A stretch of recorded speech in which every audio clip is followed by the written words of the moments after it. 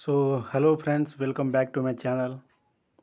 आज के इस वीडियो में हम बात करने वाले हैं कुछ ऐसे वेरी वेरी इंपॉर्टेंट क्वेश्चन के बारे में जो कि 19 अगस्त 2023 जो कल एग्ज़ाम होने वाला है उसमें बहुत सारे क्वेश्चन इसमें से ऐसे होंगे जो आपको रिपीटेडली वही क्वेश्चन आपको देखने को मिलेंगे एग्ज़ाम में। तो आप इस वीडियो को पूरा देखिएगा जिससे आपको कल जो है एग्ज़ाम में कोई प्रॉब्लम ना हो और सारा क्वेश्चन का आंसर आपको पता हो। तो ये जो है LNMU BCom part 1 economics business economics and environment का क्वेश्चन है 2022 का। और आपको पता है कि ज़्यादा क्वेश्चंस नहीं बनते हैं इधर से, तो वो पूछे हुए क्वेश्चन कोई बार बार पूछते रहते हैं वो LNMU के जो एग्ज़ाम कंट्रोलर या जो भी क्वेश्चन को बनाते हैं। तो चलिए हम शुरू करते हैं आज का वीडियो। और इसमें हम सारे क्वेश्चन देखेंगे, 100 क्वेश्चन है, उसका आंसर की भी आंसर के साथ मैं आपको समझा के बताऊंगा। तो चलिए हम शुरू करते हैं। तो सबसे फर्स्ट क्वेश्चन जो है, the author of economic theory of operation analysis is, इस economic theory of operation analysis इसका जो लिखने वाला है वो कौन है? इसका आंसर होगा option C, बैमोल।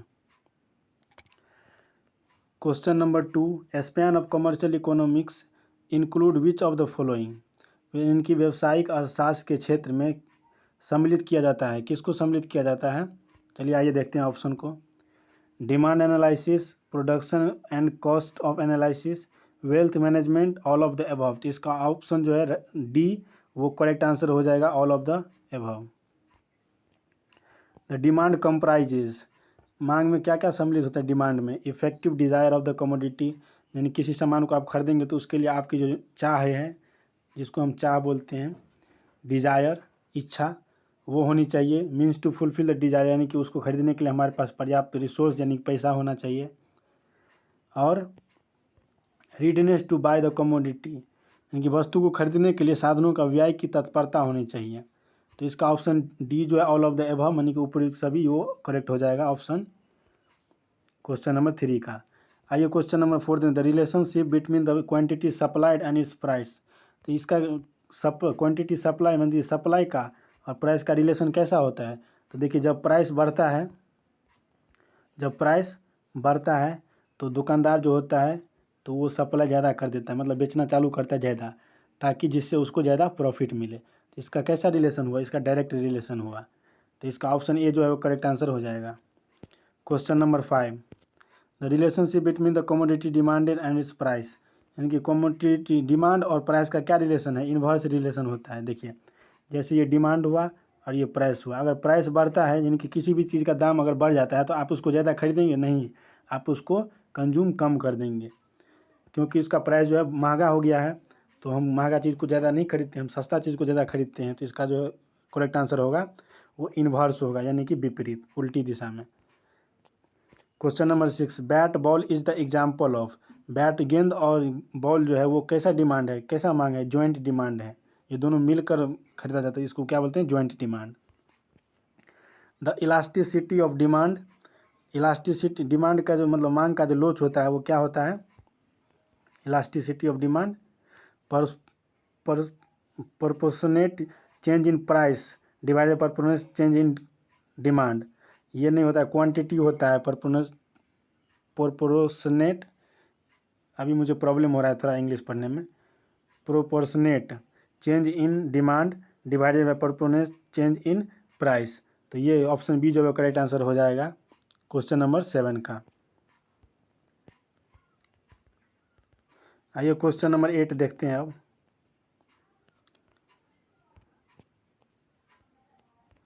On the different point of same demand curve elasticity demand is, यानी कि एक मांग वक्र के विभिन्न बिंदुओं पर मांग की लोच होगी, तो इसका क्या होगा? डिफरेंट।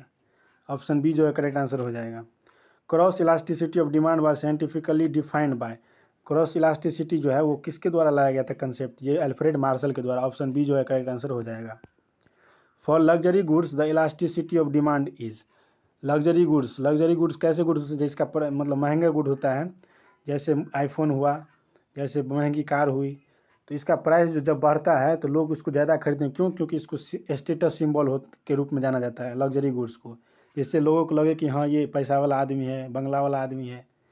तो ये हुआ लग्जरी गुड्स। तो इसका इलास्टिसिटी क्या होता है? जब प्राइस बढ़ता है तो इसका डिमांड जो है वो बढ़ने लगता है। क्यों? क्योंकि ये स्टेटस सिंबल वाला है तो लोग को ज़्यादा महंगा चीज़ खरीदना उसमें पसंद होता है, तो इसका डिमांड जो है वो बढ़ने लगता है। इसका इलास्टिसिटी कैसा होता है? हाईली इलास्टिक होता है, option A.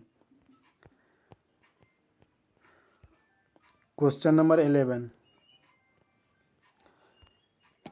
A given large proportionate fall in price is followed by a smaller proportionate increase in demand, the demand is said to be। जब किसी वस्तु की मांग में अनुपातिक परिवर्तन उस वस्तु की कीमत में अनुपातिक परिवर्तन से कम होती है तो ऐसे दीवार में मांग क्या होता है?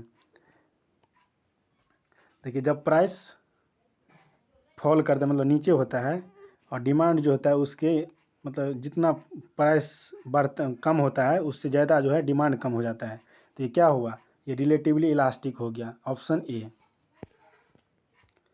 Production is the second economic activities. मैंने 2021 वाला क्वेश्चन भी करा था तो उसमें भी ये क्वेश्चन था। बहुत सारे क्वेश्चन रिपीटेडली आते हैं, तो आप इस वीडियो को पूरा देखिएगा जिससे आपको कल एग्जाम में आप क्वेश्चन को देखें और फटाफट इसको टिक मार के ऑप्शन भर दें। Question number 13, in economics the term production means. Economics में प्रोडक्शन का मतलब क्या होता है? Creation of utility. Option C जो करेक्ट आंसर हो जाएगा, मतलब कि उसमें उपयोगिता का सृजन। यूटिलिटी मतलब होता है कि आपको कितना संतुष्टि मिल रहा है, तो प्रोडक्शन का मतलब वही होता है इकोनॉमिक्स में, creation of utility.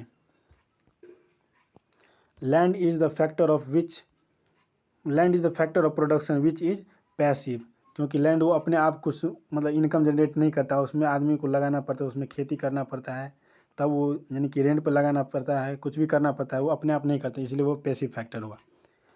Among following which is not a factor of production. तो सनलाइट जो है वो प्रोडक्शन फैक्टर नहीं है, क्योंकि सनलाइट जो वो नेचुरल है।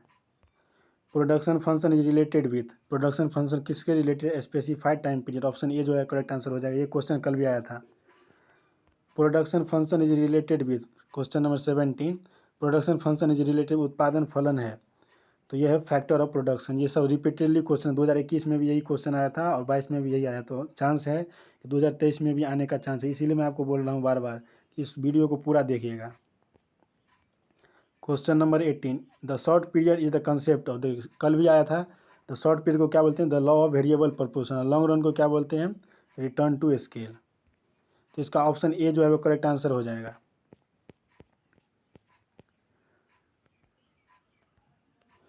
Question 19, the long period production function is related with. लंबे समय के लिए जो प्रोडक्शन फंक्शन होता है उस किससे रिलेटेड होता है? तो इसको अभी बताया था, रिटर्न टू स्केल। तो ऑप्शन बी जो है इसका करेक्ट आंसर हो जाएगा।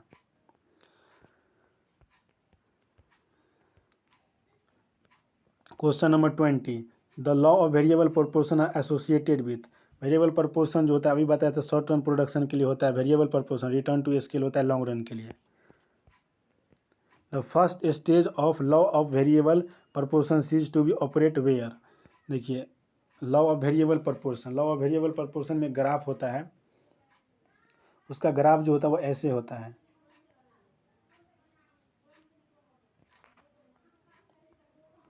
दिखाता हूँ मैं आपको ग्राफ बना के।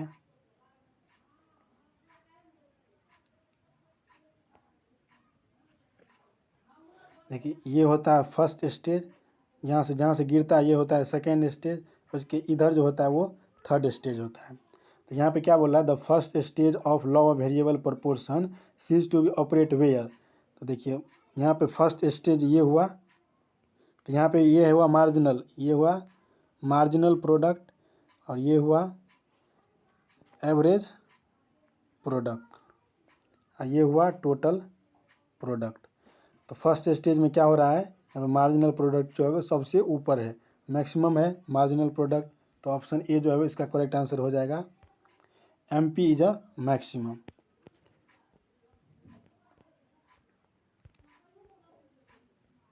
M P is maximum. अब आते हैं क्वेश्चन नंबर 22 पे। Under the law of variable proportion the point of infection is situated. मतलब अभी जो मैं ग्राफ बनाया था वहाँ पे इन्फ्लेशन पॉइंट कहाँ पे होता है? जहाँ पे एम पी जो होता है वो मैक्सिमम होता है और ए पी जो होता है एम पी के इक्वल होता है। तो इसका ऑप्शन बी जो है वो करेक्ट आंसर हो जाएगा, एम पी इज मैक्सिमम, कि marginal product is maximum. In the second stage of production the average productivity of labour is. Second मैंने अभी बताया था आपको, ये होता है मार्जिनल और ये होता है एवरेज प्रोडक्ट, और ये होता है टोटल प्रोडक्ट। तो यहाँ सेकंड, ये हुआ फर्स्ट, ये हुआ सेकंड, जहाँ से गिरता है ये, इसको सेकंड बोलते हैं। यहाँ पे बोला in the second stage of production the average productivity of labour, ये हुआ एवरेज प्रोडक्ट। ये तो सेकंड स्टेज ये हुआ, ये वाला, इसके साइड क्या होता है, मतलब प्रोडक्टिविटी जो लेबर का है वो क्या होता है, घट रहा है, देख रहे हैं ना आप, नीचे की ओर आ रहा है। इसका ऑप्शन ए जो है वो करेक्ट आंसर हो जाएगा, डिक्रीजेज।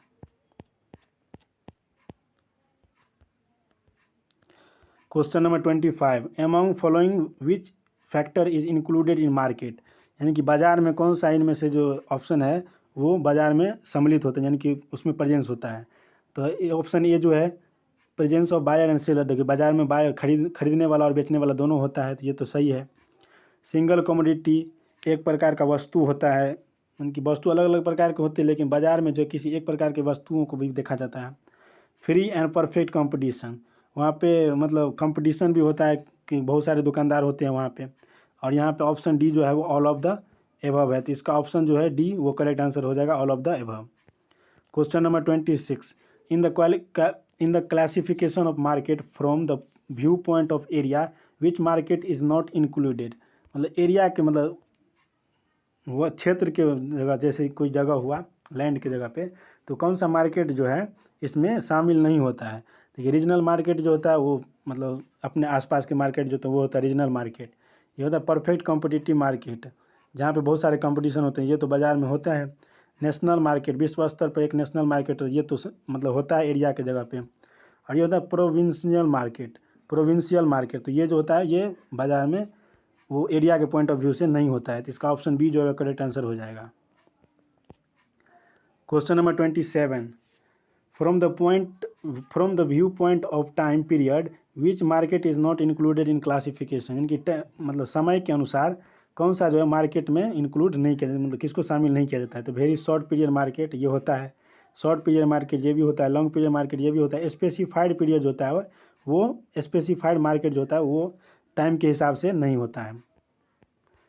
अब आते हैं क्वेश्चन नंबर 28 पे, the market which regulated by the government is known as, देखिए जो सरकार के द्वारा मार्केट को कंट्रोल किया जाता है उसको क्या बोलते हैं, कंट्रोल मार्केट। ऑप्शन ए जो इसका करेक्ट आंसर हो जाएगा। From the view point of competition which market is not included in classification, यानी कि कंपटीशन के प्रतियोगिता में कौन सा मार्केट जो है वो नहीं आता है। ये हुआ होलसेल मार्केट। होलसेल मार्केट जो है वो कैपिटल के बेसिस पे आता है, वो बिजनेस वॉल्यूम ऑफ बिजनेस के ऊपर होता है। होलसेल मार्केट और रिटेल मार्केट, जहाँ पे बहुत सारे सामान होते हैं उसको होलसेल बोला जाता है, और जो वहाँ से जो सामान खरीद के खुला में बेचता है उसको रिटेल बोला जाता है। तो ये जो है वो कंपटीशन में नहीं आता है, ये बिजनेस के या कैपिटल के बेसिस पे आता है। In perfect competition price is determined bye, देखिए परफेक्ट कंपटीशन जो होता है उसमें प्राइस कैसे डिटरमाइन करता है, इंडस्ट्री द्वारा। ऑप्शन बी जो है इसका करेक्ट आंसर हो जाएगा। Question number 31, under perfect competition all firms are price taker, मैंने कल भी बताया था आपको, ये क्वेश्चन बार बार आ रहा है। तो प्राइस टेकर होता है वो प्राइस मेकर नहीं होता है, क्योंकि वहाँ पे बहुत सारे दुकानदार होते हैं। अगर कोई एक प्रोडक्ट का दाम बढ़ा देगा तो बहुत सारे दुकानदार हैं, किसी के पास भी वो कस्टमर जा सकता है। इसलिए यहाँ पर जो होता है बाजार के द्वारा जो मूल्य दिया जाता है उसी में बेचा जाता है आदमी को, मतलब उसी में सामान को बेचा जाता है। अगर कम बेची करेंगे तो वो दूसरे के पास चला जाएगा, इसीलिए ये प्राइस टेकर होता है परफेक्ट कंपटीशन में। Question number 32, question number 32, among following which is not the characteristics of perfect competition, perfect competition का इनमें से जो है कौन सा विशेषता या विशेषता नहीं है। तो ये क्या हुआ, large number of buyer and seller, देखिए परफेक्ट कंपटीशन में लार्ज नंबर होता है, कि मैंने अभी बताया था कि बहुत सारे खरीदने वाले होते हैं, बेचने वाले होते हैं। परफेक्ट नॉलेज ऑफ मार्केट, यहाँ पर परफेक्ट नॉलेज ऑफ मार्केट होता है। फ्री एंट्री एग्जिट, क्योंकि यहाँ पे ये परफेक्ट कंपटीशन है तो कोई भी आकर दुकान खोल लेता है। यहाँ पर फ्री एंट्री एग्जिट है, यानी कि आ सकता है कोई जा सकता है। यहाँ price determination by the firm, ये प्राइस डिटर्मिनेशन नहीं होता है, क्योंकि मैंने अभी आपको बताया था यहाँ पे प्राइस टेकर होता है, प्राइस मेकर नहीं होता है। तो ये प्राइस जो निर्धारण होता है वो उस परफेक्ट कंपटीशन के द्वारा जो है वो नहीं किया जाता है। Question number 33, under monopoly number of seller is, monopoly में एक ही सेलर होता है, जैसे अभी रेलवे है तो रेलवे सिर्फ सरकार का है तो वहाँ पे वो मोनोपोली है। Question number 34, among following which statement is true, इनमें से जो है कौन सा स्टेटमेंट जो है वो सत्य है। The monopolistic has the full control over market, जो मोनोपोलिस्ट यानी कि मोनोपोली जो मार्केट है उसको मतलब उस पर पूरा कंट्रोल होता है मार्केट पे। Monopoly product has no close substitute, यानी कि मोनोपोली यानी कि सिंगल सेलर होता है, उसके पास जो जो सामान होता है वो किसी और के पास नहीं होता। जैसे इंडियन रेलवे जो है गवर्नमेंट के पास, वो किसी और के पास नहीं है इंडिया में, तो वो सिर्फ गवर्नमेंट के पास है, तो वो मोनोपोली हुआ। तो उसके दूसरा नहीं है, तो सब्स्टिट्यूट वही हुआ जिसके पास मतलब या तो ये या तो वो, नहीं सब्स्टिट्यूट मतलब हुआ हाँ या तो ये या तो वो। तो सरकार के पास ही है अभी सब्स्टिट्यूट, मोनोपोली में जो है सब्स्टिट्यूट नहीं होता है। There is a single seller under monopoly, यहाँ पर जो एक ही सेलर होता है, तो ये भी सही है। इसका ऑप्शन जो है ऑप्शन नंबर डी वो करेक्ट आंसर हो जाएगा, ऑल ऑफ द एबव। देखिए बहुत टाइम हो रहा है, मतलब टाइम जो है वो बहुत लग रहा है, इसीलिए मैं जल्दी स्पीड में पढ़ता हूँ अब, जिससे आपका भी समय सेव हो और आप अधिक से अधिक मतलब याद कर पाएँ। Under monopoly cross elasticity of demand, ये क्वेश्चन कल भी आया था। देखिए जो अंडर मोनोपोली में तो एक ही सेलर होता है, तो उसके पास जो प्रोडक्ट होगा वो किसी और के पास नहीं होगा। तो क्रॉस इलास्टिसिटी जो होता है वो दो प्रोडक्ट के बीच में नापा जाता है, यहाँ पे एक ही प्रोडक्ट है तो इसका इलास्टिसिटी कितना होगा, 0। ये क्वेश्चन कल भी आया था। Price discrimination is possible under, price discrimination यानी कि जो देखिए मार्केट में अगर एक ही बेचने वाला होगा तो वो सबके साथ भेदभाव करेगा, किसको 5 रुपया में देगा, किसी को 10 रुपया में देगा, क्योंकि उसके पास ही सामान है और किसी के पास है ही नहीं, उसका जो मन होगा वो करेगा। तो इसमें क्या होता है, मोनोपोली में ऐसा होता है, price discrimination. Question number 37, in the long long term monopolist earn, मतलब लॉन्ग टर्म में जो है मोनोपोलिस्ट क्या क्या अर्न करता है, तो ऑलवेज नॉर्मल प्रॉफिट होता है। ऑप्शन ए जो है वो करेक्ट आंसर होगा। मैं इसका क्वेश्चन मैं मतलब कमेंट में पिन कर दूंगा, इसका आंसर जो है, मुझे इसमें कन्फ्यूजन आ रहा है। क्वेश्चन नंबर 37, 38 कहीं गायब हो गया। The market demand of a factor is, market demand जो है वो कैसा फैक्टर है, तो derived demand, normal demand, depend on its price. Option B जो इसका करेक्ट आंसर होगा, डिराइव्ड डिमांड। क्वेश्चन छूट छूट के है इसीलिए शायद प्रॉब्लम हो रहा है, मुझे सारा क्वेश्चन मिला नहीं, मैं भी ये कहीं से लाया हूँ ढूंढ के। According to the modern theory of distribution price is the factor is determined by, तो प्राइस जो किस चीज़ के द्वारा नंबर जाता है, डिमांड और सप्लाई के द्वारा। तो ऑप्शन सी जो है वो करेक्ट आंसर हो जाएगा, both A and B. Question number 42, example of derived demand is demand for a labour. Option A जो है करेक्ट आंसर हो जाएगा। Question number 44, among following which economist has propounded the wage theory, wage fund theory. ये question कल भी आया था, 2021 वाले क्वेश्चन में भी आया था। तो आप देख सकते हैं कितना बार बार रिपीट कर रहा है क्वेश्चन को। तो आप अगर इस वीडियो को पूरा देख लेते हैं तो कल आपको एग्जाम में कोई भी प्रॉब्लम नहीं होगा, आप तुरंत टिक मार देंगे। तो इसका ऑप्शन 44 का जो आंसर है वो ऑप्शन ए हो जाएगा, JS Mill. Question number 46, according to the modern theory of wages wage is determined by the, मतलब वेज थ्योरी है वो according to modern theory of wage is determined, wage जो है मतलब मजदूरी किसके द्वारा निर्णय किया जाता है, तो डिमांड और सप्लाई ऑफ द लेबर, तो लेबर का जो डिमांड और सप्लाई है उसके द्वारा जो है मजदूरी मापा जाता है। The concept of quasi rent was propounded by, ये क्वेश्चन 2021 में भी पूछा गया था, जो मैंने कल इसका वीडियो डाला है, तो आप उस वीडियो को भी देख लीजिएगा, ये बहुत इंपॉर्टेंट वीडियो है, बार बार वही क्वेश्चन सब पूछा जा रहा है। The concept of quasi rent was propounded by, quasi rent जो वो किसके द्वारा परपोंडेड किया गया था, मतलब किसके द्वारा ये विचार जो है प्रस्तुत किया गया था, तो ये हुआ अल्फ्रेड मार्शल। ऑप्शन ए जो है वो करेक्ट आंसर हो जाएगा। Question number 49, who said it rent is the result of the specificity of factor, तो इसका जो है आंसर हो जाएगा classical economist. Question number 57, risk theory of profit was originated by, risk theory जो है वो किसके द्वारा प्रस्तुत किया गया था, तो ये हुआ हॉले के द्वारा। ऑप्शन बी जो है करेक्ट आंसर हो जाएगा 57 का। 69, when did the process of globalisation started in India, देखिए नई आर्थिक नीति जो आई थी वो 1991 में आई थी, और इसमें क्या क्या आया था, लिबरलाइजेशन, ग्लोबलाइजेशन और प्राइवेटाइजेशन, यानी कि उदारीकरण, वैश्वीकरण और नीतिकरण, शायद कुछ और होगा मुझे याद नहीं अभी, लेकिन ये तीनों आया था 1991 में, न्यू आर्थिक नीति मनमोहन सिंह के द्वारा। ये क्वेश्चन सब कल भी आया था। Economics is both A and B, science and art. Option C जो है इसका करेक्ट आंसर हो जाएगा। Question number 78, main factor of new economic policy, ये क्या था, लिबरलाइजेशन, ग्लोबलाइजेशन एंड प्राइवेटाइजेशन। यहाँ पे प्राइवेटाइजेशन होगा और स्पेलिंग गलत है, प्राइवेटाइजेशन, ION। ऑप्शन डी जो है इसका करेक्ट आंसर हो जाएगा। Policy of liberalisation in India, मतलब लिबरलाइजेशन का जो पॉलिसी, उदारीकरण का जो मतलब इंडिया में पॉलिसी नीति है वो कैसा रहा था, सक्सेसफुल रहा था। और लिबरलाइजेशन में क्या किया जाता था, कि सरकार जैसे कोई किसी भी कंपनी में कोई प्रतिबंध लगाती है कि आप ये नहीं कर सकते हैं, वो नहीं कर सकते हैं, ऐसे नहीं कर सकते, वैसे नहीं कर सकते हैं, तो उन्हीं मतलब प्रतिबंधों को हटाया था सरकारों ने, जिससे कि है लोग जल्दी ज़्यादा से ज़्यादा व्यापार कर सके और जो देश का इकोनॉमी है वो ग्रो कर सके।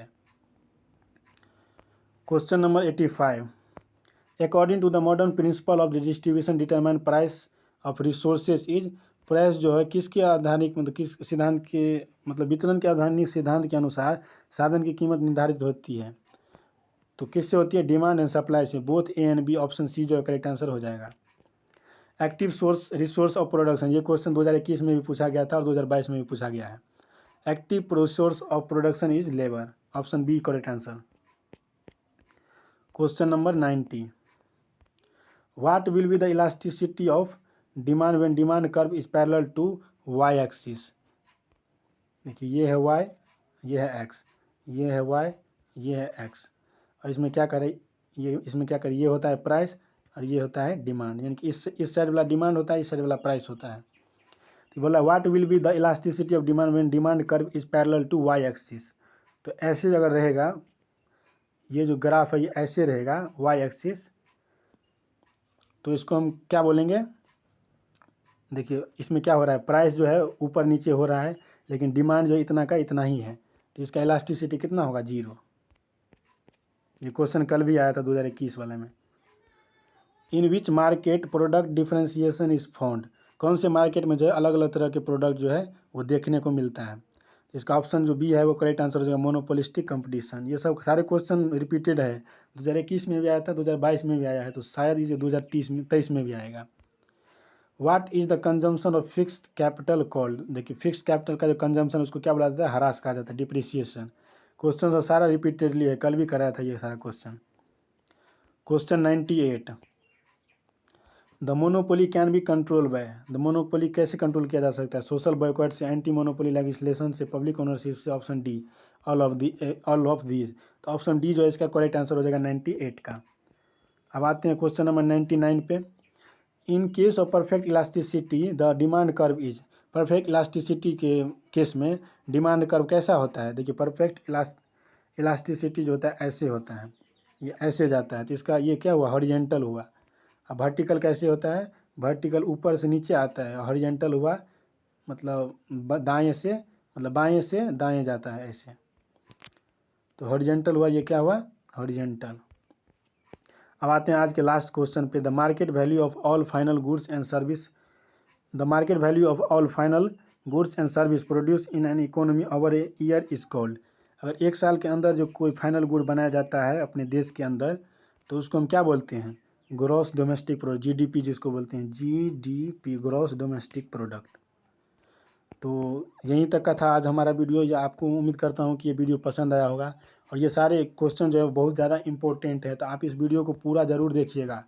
अगर आप चाहते हैं कि सिर्फ PDF लेके और रख दी, तो ऐसा नहीं हो सकता है, क्योंकि मैंने जो बोल बोल के और समझा के आपको मतलब ये बताया आंसर, वो बहुत ज़्यादा इंपॉर्टेंट है, क्योंकि आपको तभी वही याद आएगा जो मैं बताया हूँ अभी एग्ज़ाम के टाइम पे।